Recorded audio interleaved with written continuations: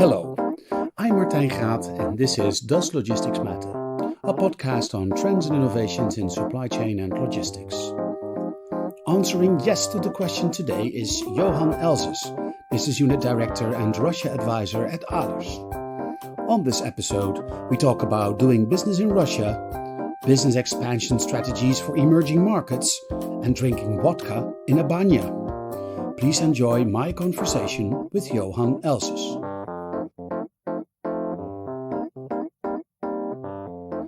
Johan, welcome to the show. My first question is always, does logistics matter?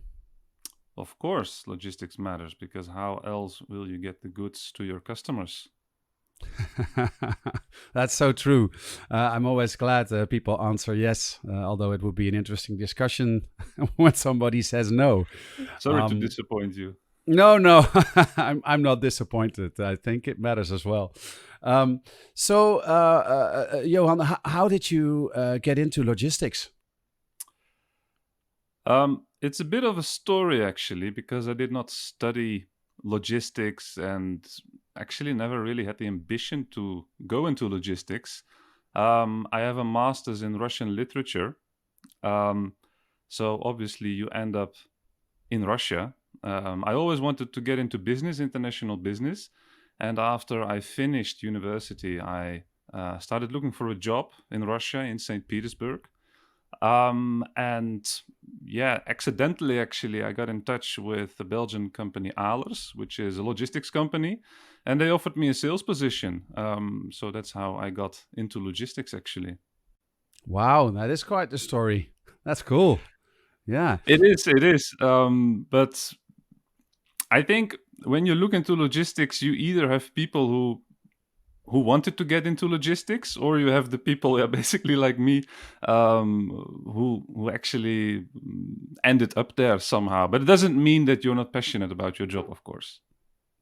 Though obviously, I know how it works in logistics, whether you want to get involved in it or not. Once you get involved, it's something that just grabs you and keeps you riveted, so to say. Yeah.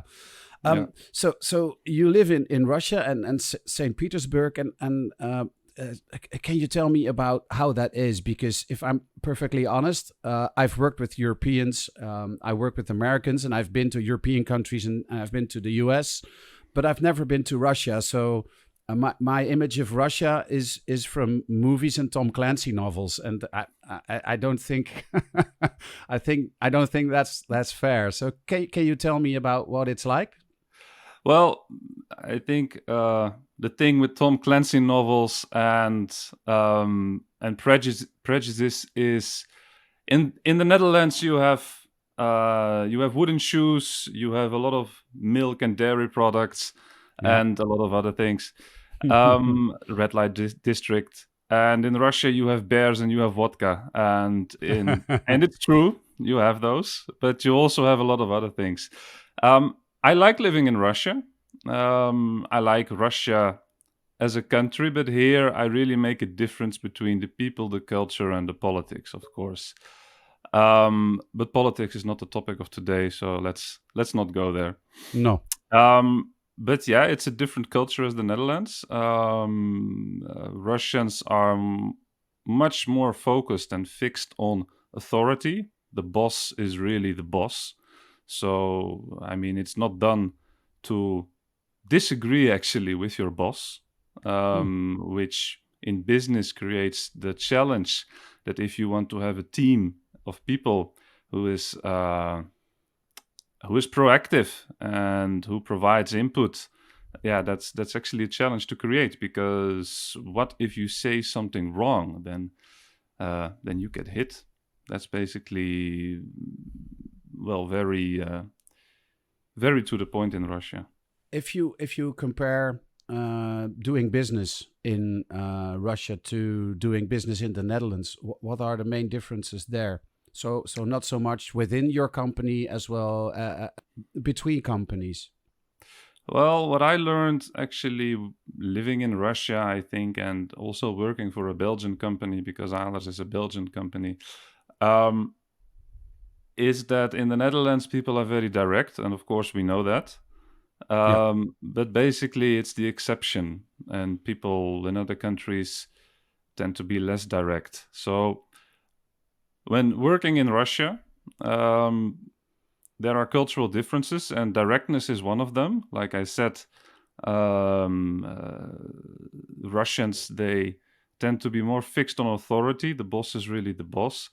And they also tend to be more fixed on this is my job and this is the job that I do. So, I mean, don't really expect of me to do a lot more than what I'm responsible for. And of course, there are exceptions. There are Russians who are more who have studied abroad, who have studied in Europe, so they tend to show that behavior much more. But yeah, there are a lot of challenges of working and living in Russia, and dealing with Russians. I think that Dutch people are much more flexible than Russians, to say. So yeah, if you want to do business in Russia, you really have to understand the local culture and how Russians tend to think and what they think is acceptable in business or not. Okay. And from a logistics point of view, what are the biggest challenges for companies that want to trade with companies in Russia, or want to do business in Russia? Well, obviously, the first challenge is to get your goods into Russia. Mm-hmm.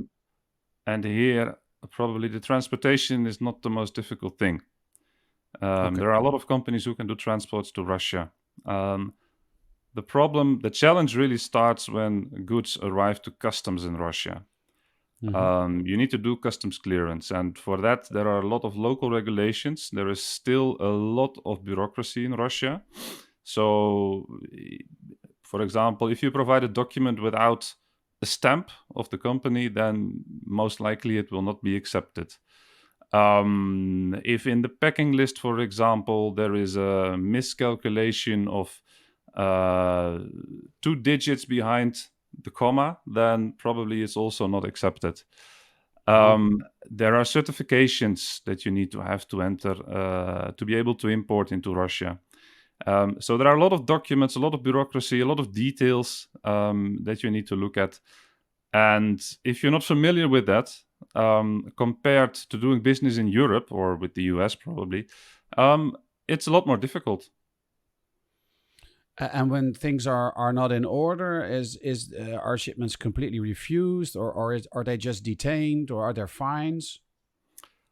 Well, basically anything can happen depending on the seriousness of the mistake, to say. But most Okay. likely, if a stamp is not there or if there is a mistake in the documents, then goods will just be delayed, and you need to wait.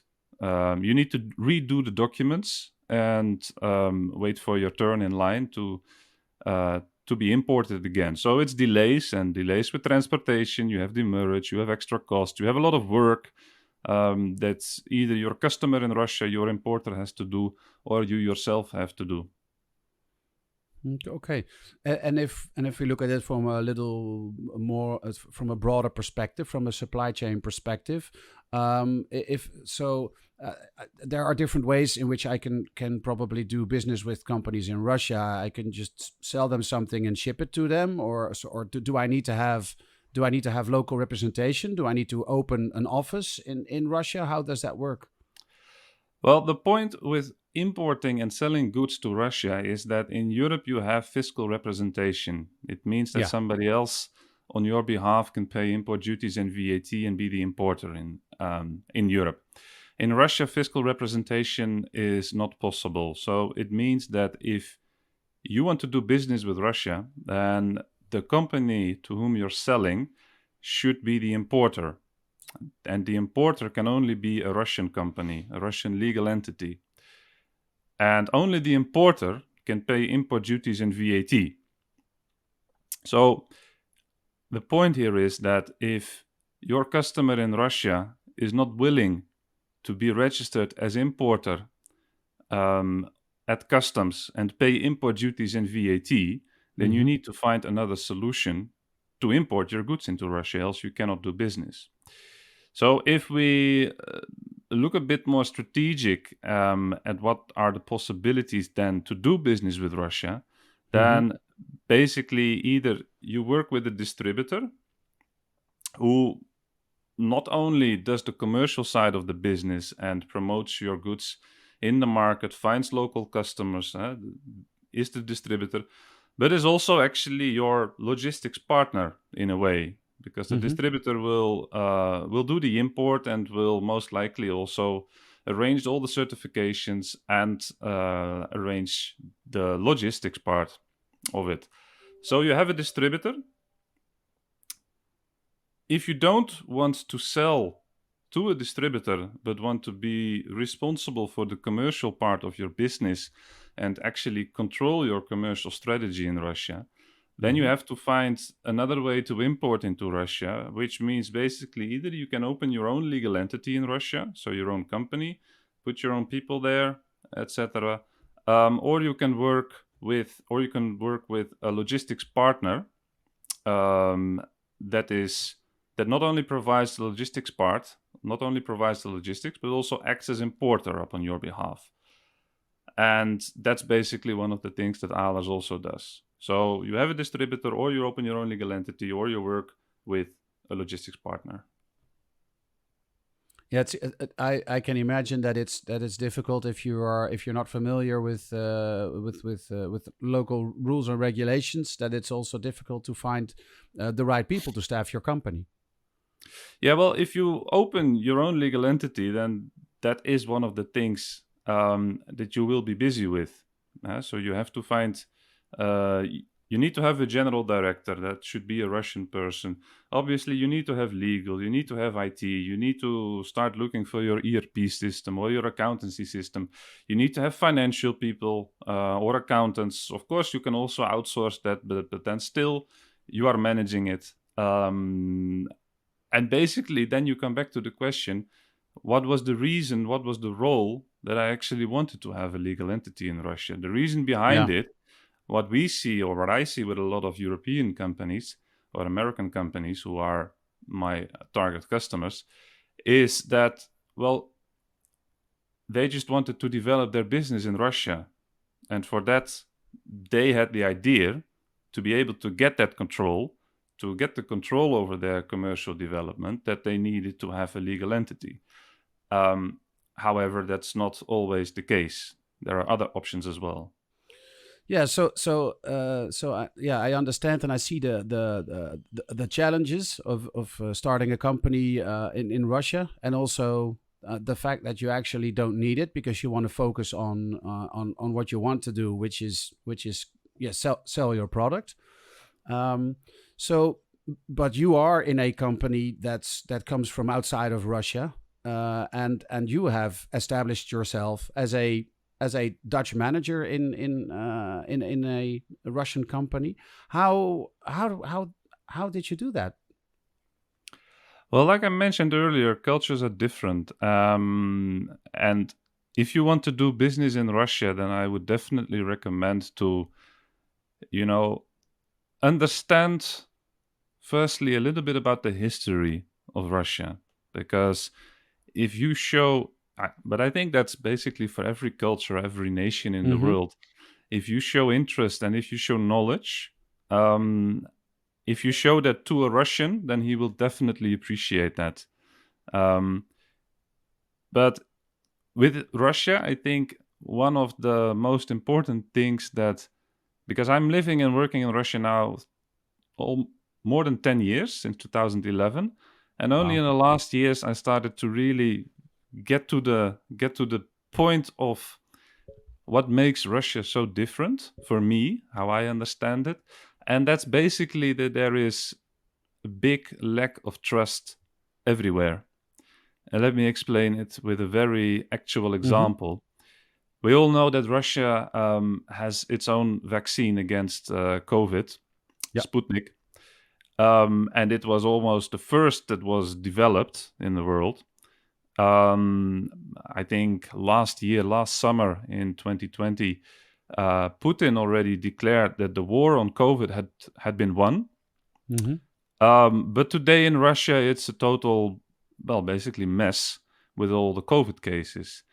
And the reason behind it is that as of today, and I don't know the exact figures, but out of my head, I would say 6 to 7% of the population has been vaccinated, which is not a lot, That's not a lot, especially no. if you already had a whole year of own produced vaccine to be able to do it. Mm-hmm. Now, if you talk to Russians, why don't you get vaccinated? Then a lot of Russians will say to you, I don't trust the vaccine, which basically means if the government is telling to me to get vaccinated with a vaccine that they produced, then I don't trust the government, I don't trust the vaccine, I'm not going to get vaccinated. And I talked about the signatures and the stamps on the documents. Mm-hmm. Why is that? Because nobody trusts a document without a stamp and a signature. And if you look throughout Russian society, then you have so many examples of things that are actually being generated because of this lack of confidence and trust in one or the other establishment, person, or organization. And that is basically the basis also of doing business in Russia. And in dealing with Russians, they need to be able to trust you if you want to do effective business, because else there will be a lot of securities and things created around doing business for the Russian to be able to be sure that they can trust you. So, how do you create trust within a Russian? Well, I think it's basically again the same for every person in the world. You need to be able to understand them, to know them, talk to them, communicate with them, let down your guard in a safe way. We all know the examples of the Russian sauna, the Banja, where you Mm-hmm. go into the Banja with a Russian, have some vodkas, and then afterwards the deal is being done. Also, there, the trust comes back. Because if you're in the sauna or the Banja with a Russian, well, basically you're naked. So if you're naked, Yeah. you have nothing to hide anymore. And if you get drunk with a person, then basically you already understand if you are able to trust a person or if he's a complete asshole. Sort Yeah. of. Excuse my French. Um, so getting Russians on your side, either if you're managing them, if they're working in your company, or if it's a business partner, establish a personal relationship. That's basically what it's about. And how you do that, it doesn't really matter. There are different ways, there are different roads to Rome, to say it like that. But you need to establish a personal relationship, else it will be difficult to do business in Russia. Yeah, that makes perfect sense. S and I'm guessing that that's probably the same in whichever emerging market you choose to move into. If you don't have the local trust, there's no there's no way for you to succeed. But if you look towards Russia, then you need to have local people. They are very important to be able to do the business because they know the ways how to do business. And another example, getting back on the trust, is in Russia. It's very popular if you're sick, if you need to go to a doctor, or if you need to Hmm. get operated, is to ask your relatives or your friends, "Do you know a good doctor?" And then somebody gives you the number of a good doctor. You've never met the doctor. You don't even know if they're actually good or not. But since your relative says that they're good, it means that they're good Hmm. because your relative will not, say bad things. And it's the same in doing business. If you want to, for example, find a good warehouse in Russia, or find a good customs broker in Russia, or find a good legal person in Russia, a good legal firm, then that's the way how a Russian does it. He starts asking his relatives. Um, and obviously, there's also another way of doing business in Russia, which is more comparable to the Western way of doing business, and it works as well. But I would say that to do business in Russia, you need to retain a little bit of the Western way of doing business in Russia, but Hmm. definitely also, this this Russian way of finding the right way to get something done. You need a combination of both. And for that, you need local people who know their way around. And if you have those local people, you need to trust them and they need to trust you. And that's, I think, the key to doing business in emerging markets, but definitely in Russia. Okay. And so looking at this from a broader perspective. So letting go of Russia, so to say. What are the other important factors that you see for companies that want to expand their business in emerging markets? Yeah. To go back a little bit more on the strategic part, the route to market or the go-to-market strategy, then what I see is that a lot of companies, they started doing business in Russia by just selling to a distributor. They were not actively involved. They were selling on FCA conditions, and the distributor does the transportation, does the import, finds the customers, etc. At a certain moment, then the sales stagnates a little bit, because as a distributor, you can only grow so much. Then you add another distributor, you grow again a little bit. The point here is the following. When going to an emerging market and going to Russia, you either make the conscious choice to proactively develop your business or to keep it reactive. And in reactive, I mean just working with a distributor. If you want to make it proactive, if you really want to take control, then it will definitely pay off. You will have to invest in it. You will have to invest in management time or in people and money, of course, but it will pay off because there are not a lot of companies who are actually doing that because it's so difficult. In Russia, if you want to take control of your business, like I mentioned, then you either open your own legal entity or you work with a company like Ahlers, who provides a complete end-to-end route to market model. So coming back to control and to be able to control your route to market strategy, you need to be able to import your goods yourself. So for that, you need to have your legal entity, or you need to work with a logistics company who can actually act as importer in the market. And that is something that Ahlers does. And the advantage of that, of course, is that you don't need to manage your own legal entity. You only have to focus on developing your business in Russia. You only have to focus on having the sales, on having the key account managers, while a logistics company actually does everything else, does the rest. Does the logistics, does the import, does the commercial transaction, and facilitates basically doing your business in Russia. Yeah. So if I hear what you are saying, there are different ways in which companies can expand their business in emerging markets. You mentioned working with a distributor, in which case you have to give away. You have to give away the keys to the car and let somebody else drive. You have your own legal entity, which is, I guess, essentially buying your own car there and setting everything up. And you talk about a way of doing business where Ahlers actually handles a lot of processes. So how would you call that? What's that called? Yeah, so we call it the master importer model, and we sell it under the commercial name of trade facilitation, which is actually one of our 4 business units in Ahlers, for which I'm responsible. Trade facilitation. We facilitate your trade, basically. And to keep it with the metaphor of the car that you just mentioned, it's basically we have the car, but you can drive it.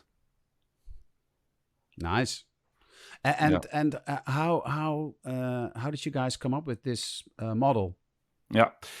Well, it all started quite some years back when some of our customers started asking for DDP deliveries to Russia, delivered duty paid. And the difficulty is not in the delivered part, it's in the duties paid part. Like I just explained, if you want to import into Russia, an importer can only be a Russian legal entity who purchases the goods from abroad, and only the Russian company can pay import duties and VAT. So if you're a Western company and your customer is asking for DDP delivery, I want to buy something for you on DDP conditions, then as a Western European company, you need to be able to import the goods into Russia yourself. So automatically, then you get into the question, okay, do I open my own legal entity for that, or do I find an alternative? Alternative being someone in between, a distributor, but basically because you're already talking directly to your customer, you don't want that. So then Ahlers came up with this master importer model, which basically means that we as a logistics company act upon behalf of our customer in Europe as an importer. So we do all the logistics, we arrange all the certifications in Russia needed for import, we are registered at customs, we pay import duties and VAT, and then we can still do the warehousing, we can do the distribution, we can do the needed labeling to, because sometimes you need to have specific labeling on the products in Russian to get imported.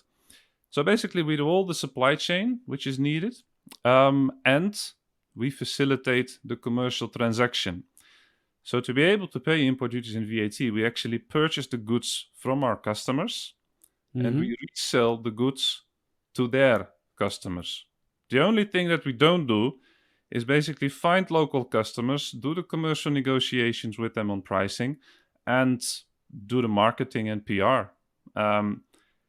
So combining all that together, it means that if you are a European company and you want to be able to take control of your commercial development, of your route to market in Russia, but you don't want to have your own legal entity, then you can do that through the master importer model, where basically you have your own legal entity, you have your own car in Russia, but it's being owned and managed by Ahlers.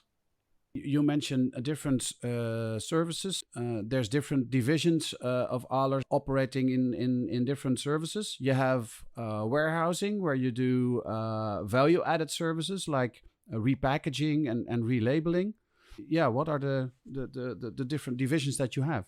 Yeah, so Ahlers, we view ourselves as an expert in Russia and CIS, as a regional expert there. Also, for example, more than 50% of our business, being a Belgian company, is actually located in Russia and CIS, so we have a lot of expertise there. We are a customs broker in Russia, so we have a customs license. We have warehouses in Russia, and obviously we have a lot of people, of Russians, of local people. We don't have own trucks or containers, so we also outsource that. But that's also not what we as a logistics company are actually focusing on. We're focusing on providing the complete end-to-end solution for our customers and really helping them to develop their business in Russia. And I think the combination of, on one side, having the assets in Russia, like the customs license, but also our own warehouses. So we don't rent them. We have the land, we have the warehouses. And having the right people in the teams to be able to find the right subcontractors allows us to manage, on behalf of our customers, the best complete total solution. Oh, Johan, thank you for explaining so much about Russia and also about the country and about the people. I had no idea, so I found it very insightful.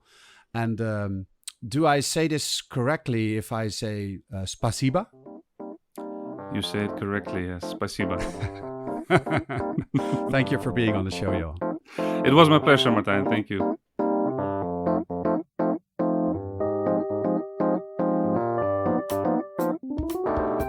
Thank you for listening to Does Logistics Matter? For more on trends and innovations in supply chain and logistics, visit our blog at www.logisticsmatter.com. This podcast was produced by Dimitri Vleugel. The music is based on a sample by Ruggerman and produced by Michael Spengler. This episode was sponsored by Ahlers. For more than 110 years, Ahlers has been helping clients all over the world. Active in 3 regions, Europe, CIS and Asia, they provide state-of-the-art logistics and tailor-made solutions. Their services focus on supply chain solutions, warehousing, project and machinery logistics, secure transportation of high-value and/or theft-sensitive goods, trade facilitation and after-sales services, and supply chain data analytics. Ahlers finds the best solutions that fit the customer profile perfectly. They enable customers to stay focused on their core business and manage innovative supply chain solutions which add value. They solve supply chain challenges in complex environments. Find out more at www.ahlers.com. That's AHLERS.